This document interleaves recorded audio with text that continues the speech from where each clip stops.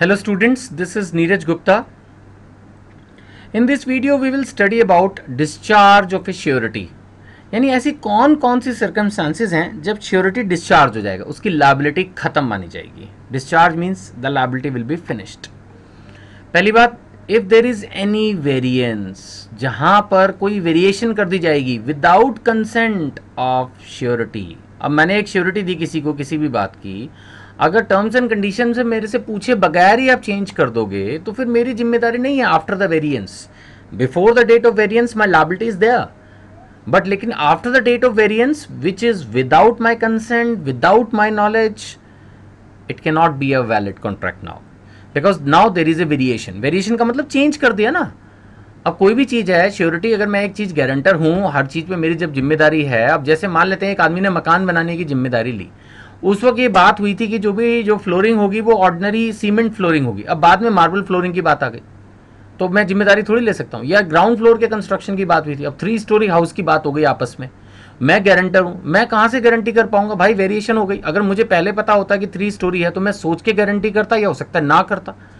सो variation होने के बाद बेसिकली श्योरिटी डिस्चार्ज हो जाता है. सो मैं इसको पढ़ रहा हूँ.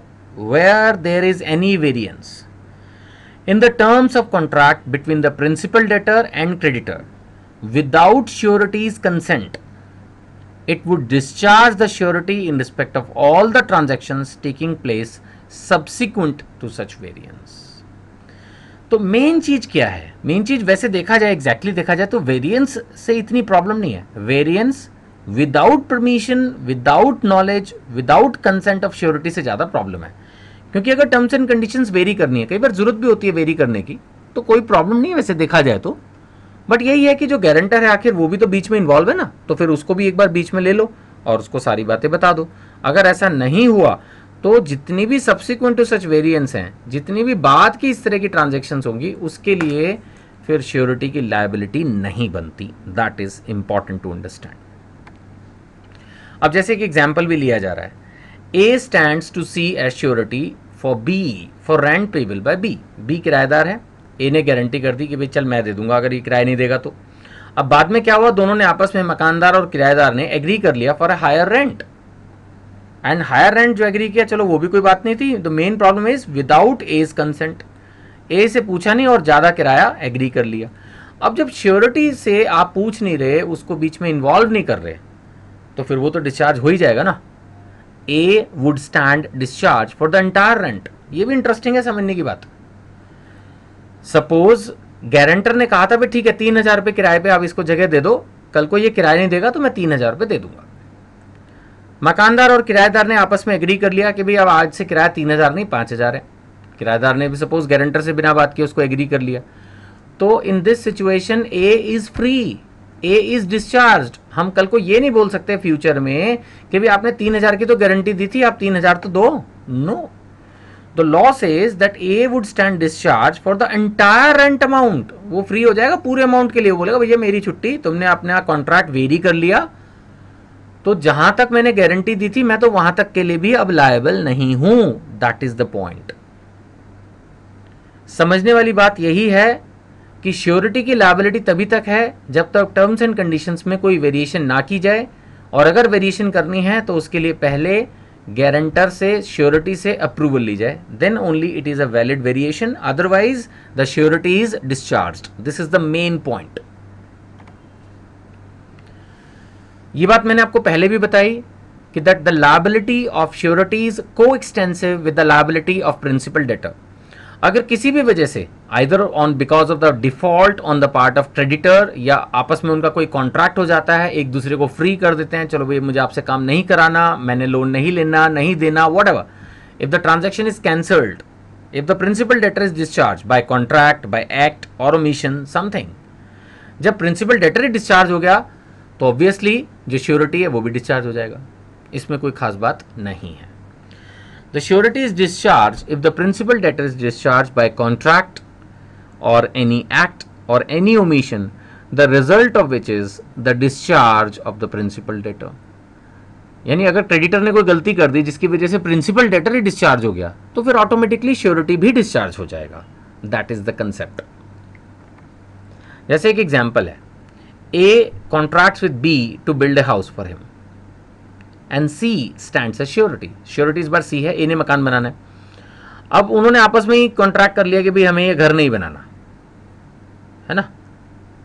C as surety will stand discharge if A discharges B of his obligation to build house. Suppose उन्होंने आपस में बाद में तय किया कि घर नहीं बनाना, या मैं कहता हूं घर बना दिया, दोनों ही सिचुएशन है. घर नहीं बनाना तो भी प्रिंसिपल डेटर की रिस्पॉन्सिबिलिटी खत्म, घर बना के दे दिया तो भी उसकी रिस्पॉन्सिबिलिटी खत्म, तो ऑटोमेटिकली श्योरिटी भी डिस्चार्ज हो जाएगा.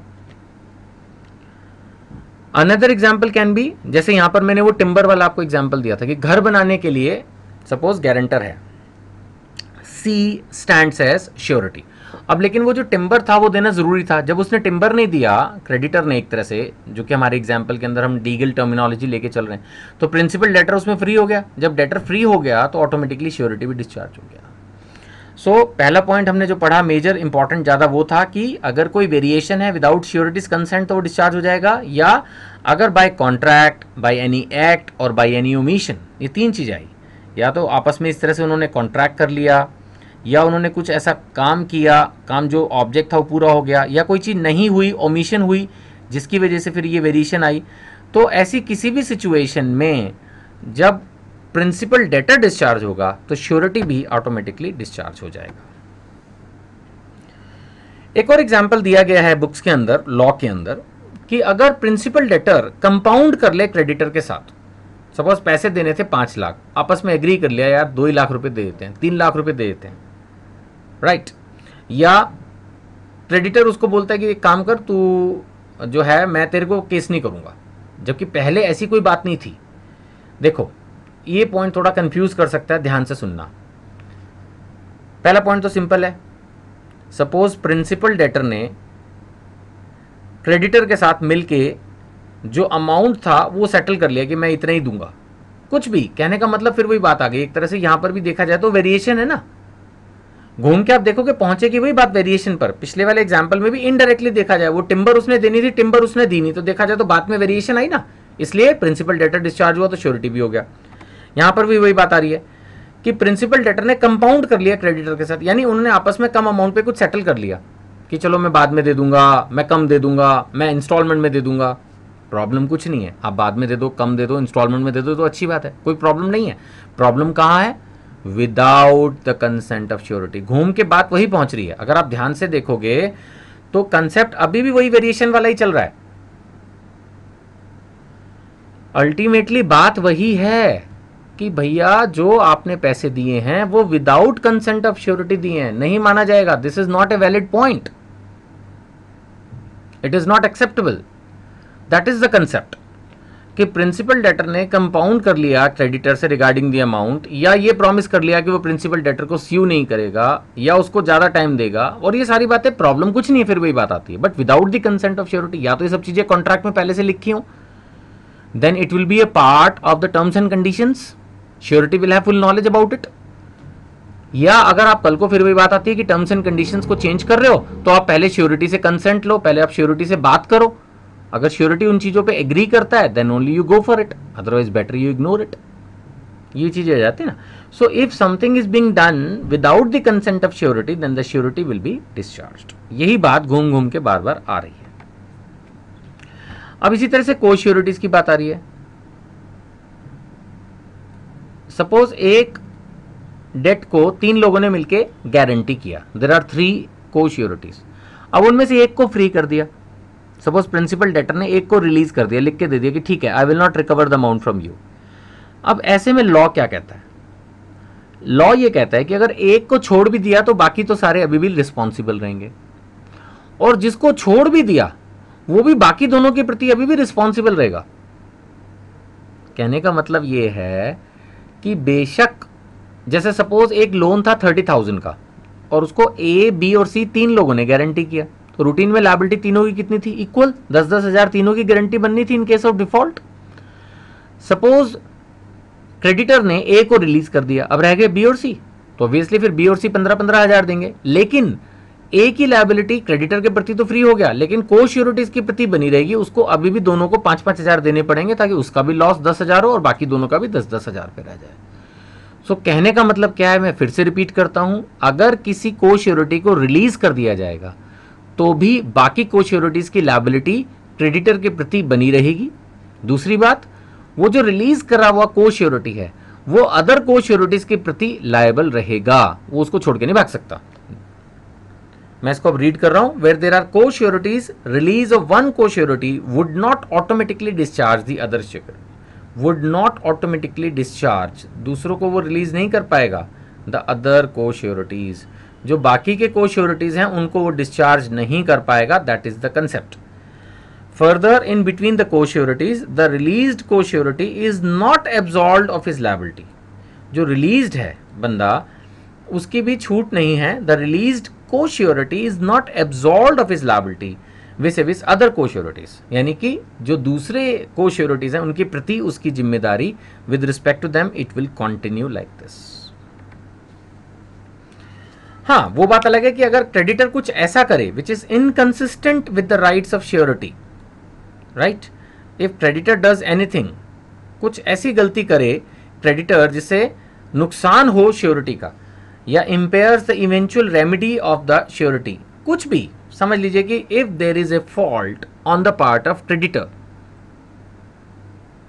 If there is A fault on the part of creditor, in that situation क्या होगा, श्योरिटी विल बी डिस्चार्ज। अब जैसे एक एग्जांपल है, बड़ा कॉमन और पॉपुलर एग्जांपल है, मैंने कई बुक्स में देखा तो ये सभी बुक्स में ना कॉमनली मुझे मिल रहा था कि ए ने एम को कैशियर रखवा दिया बी के पास और गारंटी कर ली उसकी, लेकिन उसने एक शर्त लगाई कि हर महीना कैश चेक करता रहियो। बाद में जो कैशियर रखवाया गया था उसने कैश की चोरी कर ली, तो श्योरिटी बोला भाई मेरी कोई जिम्मेदारी नहीं है, मैंने तेरे को ये कहा था मैं इसको रखवा रहा हूं, लेकिन एक कंडीशन लगाई थी कि that you have to check the cash every month, but you fail to check the cash.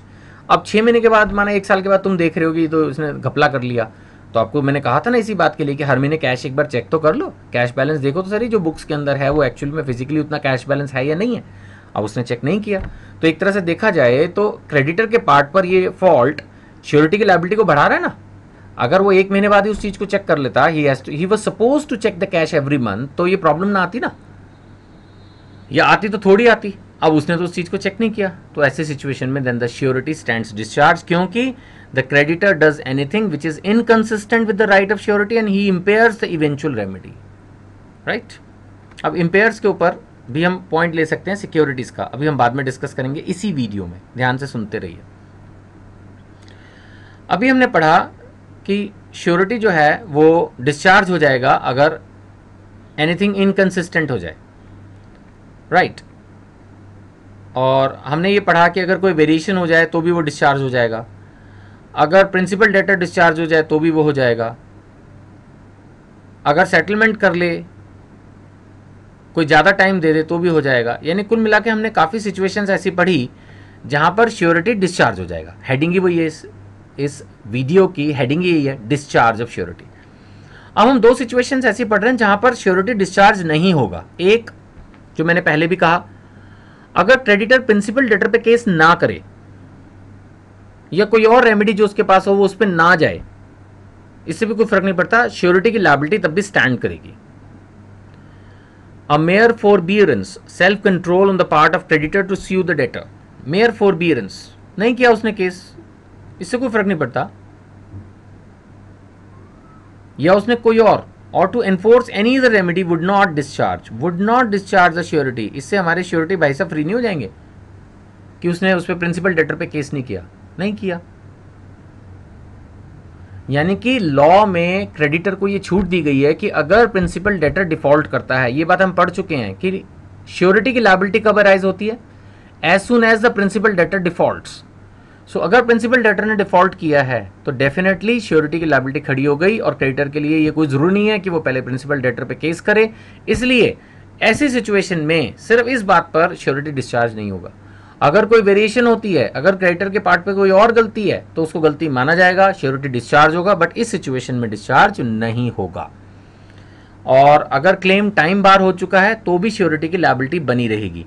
वो बात अलग है कि इस बारे में कॉन्ट्रेरी व्यूज हैं, और इंस्टीट्यूट का जो मॉड्यूल है उसमें भी ये बात लिखी हुई है कि इस बारे में कॉन्ट्रेरी केस लॉज हैं। अब एज ए स्टूडेंट अगर आप मेरे से पूछोगे कि सर इसमें क्या करें, तो इसका कोई जवाब नहीं है। लॉ में ऐसा बहुत बार होता है कि कॉन्ट्रेरी केस लॉज कोर्ट्स के डिसीजन होते हैं, बिल्कुल दोनों दिशाओं में कोर्ट डिसीजंस होते हैं, ऐसा होता है। तो ऐसी सिचुएशन में आप एग्जाम में यही लिख सकते हो that there are contrary views. तो फिलहाल इसके बारे में कॉन्ट्रेरी व्यूज़ ही हैं कि अगर क्लेम टाइम बार हो जाए, कई जगह लिखा है कि तब भी श्योरिटी की लायबिलिटी बनी रहेगी, कई जगह लिखा है कि अगर टाइम बार डेट होगा तो श्योरिटी की लायबिलिटी खत्म हो जाएगी। जो मेरा इस पे अपनी पर्सनल ओपिनियन है, जो अगर आप चाहें तो एग्जाम में ऐड कर सकते हैं, वो ये कि लॉ में ना हर चीज़ एक रीजनेबल होती है। जैसे अगर टाइम बार्ड हो गया, अगर वो सिर्फ टेक्निकली टाइम बार्ड है, सपोज किसी डेट को रिकवर करने के लिए 3 साल का टाइम था, माना अभी 3 के 3.5 साल हुए हैं, तो ऐसी सिचुएशन में कोर्ट शायद उस चीज़ को एक्सेप्ट कर ले कि नहीं, श्योरिटी की लायबिलिटी तो खड़ी रहेगी। उसने कहा था मैं गारंटर हूँ, 3 साल तक वो वेट करता रहा कि प्रिंसिपल डेटर देगा, अब उसने नहीं दिया, अब वो श्योरिटी पे करने जा रहा है, तो श्योरिटी ये कह के बच नहीं सकता कि क्लेम टाइम बार हो गया। ऐसी सिचुएशन में तो शायद कोर्ट उस केस को एक्सेप्ट कर ले और श्योरिटी की लायबिलिटी बने।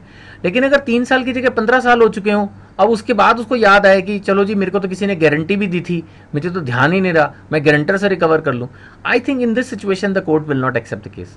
यानी कि इन माई पर्सनल ओपिनियन दोनों ही चीज़ें पॉसिबल हैं। टाइम बार होने पर भी श्योरिटी को लायबल किया जा सकता है, provided it is a reasonable delay, there is a reasonable gap, reasonable time have elapsed.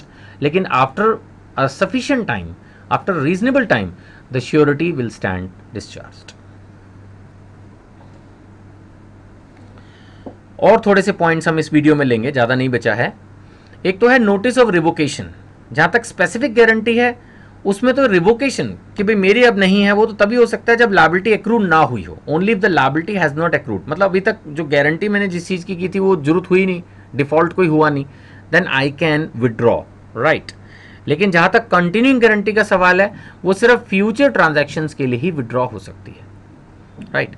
A continuing guarantee can be revoked only in respect of future transactions.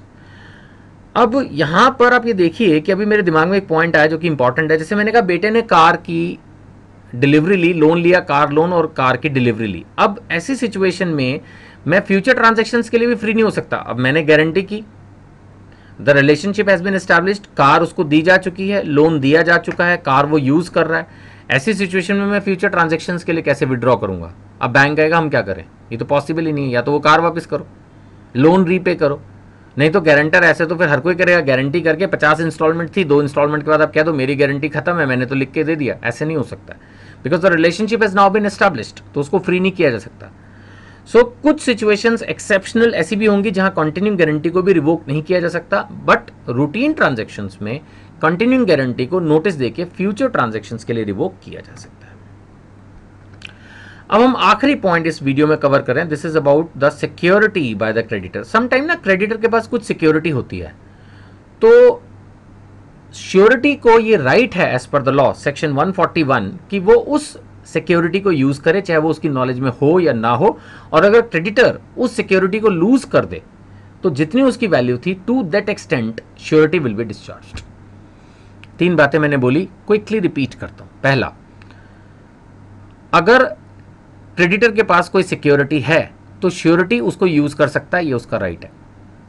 यानी वो ये कह सकता है कि आपके पास सिक्योरिटी है, आप उससे पहले पैसे रिकवर करो।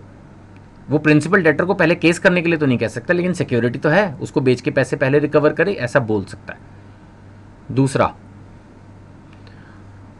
ये चीज उसकी नॉलेज में हो या ना हो तब भी उसको इस चीज का बेनिफिट मिलेगा, श्योरिटी को। और तीसरा, अगर क्रेडिटर से वो सिक्योरिटी गुम जाए तो उसकी liability to that extent reduce हो जाएगी। यानी ये माना जाएगा कि ये क्रेडिटर की गलती है, and in that situation the surety will be discharged to the extent of value of security that is mentioned in this paragraph, right? तो ये पॉइंट इसमें बीच में है, whether the surety knows of the existence of the security or not, चाहे उसको उस security के बारे में पता हो या ना पता हो। और अगर वो कल को उसको लूज कर देता है, then he will be discharged to the extent of value of the security, that is the point। ठीक है जी। सो मेरे ख्याल से बहुत इजी और इंटरेस्टिंग चैप्टर चल रहा है आपका, ऑलमोस्ट फिनिशिंग पे आने वाला है। Contract of guarantee and indemnity, 2-1 videos मैं इसमें शायद और कवर करूंगा। I think that will be sufficient. Thank you so much. This is Neeraj Gupta.